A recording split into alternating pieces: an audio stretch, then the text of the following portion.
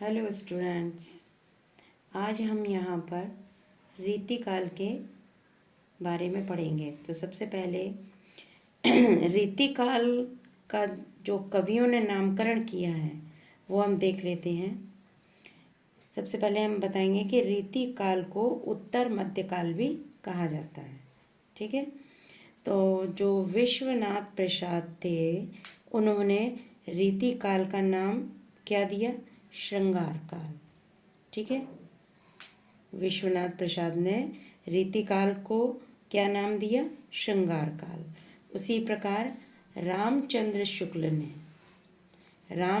शुक्ल ने रीतिकाल नाम दिया, उत्तर मध्यकाल को रीतिकाल नाम दिया।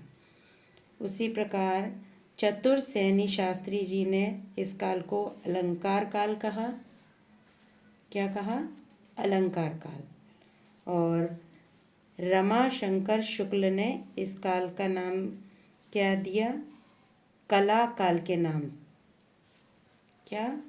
कला काल। रीतिकाल का नामकरण उन्होंने किस नाम से दिया? कला काल। और मिश्र बंधुओं ने अलंकृत काल रीतिकाल का नाम दिया। रीतिकाल की जो जैसे कि समय सीमा थी वो 1700 से 1900 विक्रम संवत मानी जाती है। ठीक है, यदि इसमें ईस्वी में पूछ लिया जाता है तो 1643 ईस्वी से 1843 ईस्वी तक इसकी रीतिकाल की समय सीमा रही। ठीक है, आगे चलते हैं। देखिए, रीतिकाल के प्रवर्तक कौन हैं? तो रीतिकाल के प्रवर्तक वामन कवि हैं। ठीक है, वामन जिनका नाम है, और वामन ने ही कहा है कि रीतिकाल को काव्य की आत्मा कहा है। उन्होंने रीतिकाल को काव्य की आत्मा कहा है। किसने? इस प्रकार से ये कोटेशन आ जाती है और पूछ लिया जाता है कि यह कोटेशन किसने कही है, तो उस जगह वामन का नाम आएगा। देखिए, ऐसे ग्रंथ जिनमें काव्यों के लक्षण और उदाहरण दिए जाते हैं वे रीति ग्रंथ कहलाते हैं। क्या कहलाते हैं? रीति ग्रंथ कहलाते हैं। रीति काल में रीति शब्द का प्रयोग, देखिए रीति काल में रीति शब्द का प्रयोग काव्यांग निरूपण के अर्थ में हुआ था। ठीक है, काव्यांक निरूपण के अर्थ में रीति शब्द का प्रयोग हुआ था। काव्य के संप्रदाय 6 माने गए, जैसे रस, अलंकार, रीति, वक्रोक्ति, ध्वनि, औचित्य। ठीक है, ये क्या थे? काव्य संप्रदाय। ठीक है, आगे चलते हैं कि रीतिकाल का प्रारंभ कब से माना जाता है। देखिए, रीतिकाल का प्रारंभ चिंतामणि जी की रस विलास और मतीराम जी की रसराज जो रचना है उससे रीतिकाल का समय माना जाता है। इनकी ये जो समय काल है इन रचनाओं का, यह 1633 ईस्वी है। ठीक है, 1633 ईस्वी। और इनको हम ऐसे भी कह सकते हैं कि रीतिकाल के प्रारंभिक कवि हैं ये चिंतामणि और मतीराम। अब रीतिकाल के अंतिम कवि का नाम, रीतिकाल के अंतिम कवि का नाम क्या है? ग्वाल कवि। ठीक है, क्या है? रीतिकाल के अंतिम कवि का नाम ग्वाल कवि।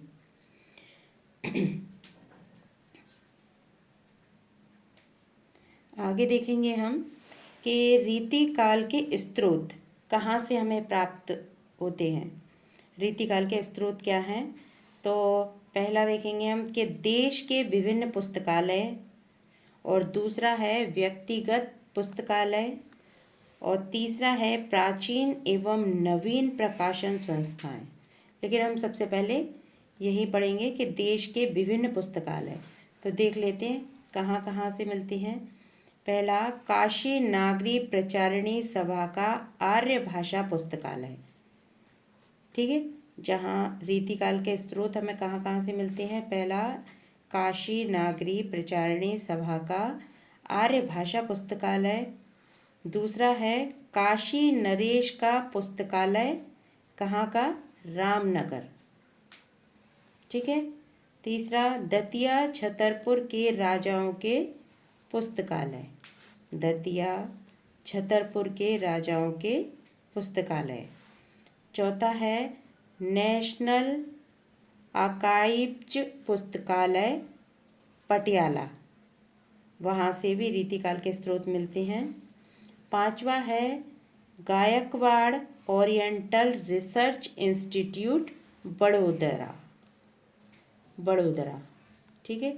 यह देश के विभिन्न पुस्तकालय हैं जहाँ से रीतिकाल के स्रोत मिलते हैं, ठीक है। यदि हम व्यक्तिगत देखें, व्यक्तिगत पुस्तकालयों में, तो पहला है ठाकुर शिव सिंह सेंगर का पुस्तकालय, ठाकुर शिव सिंह सेंगर का पुस्तकालय।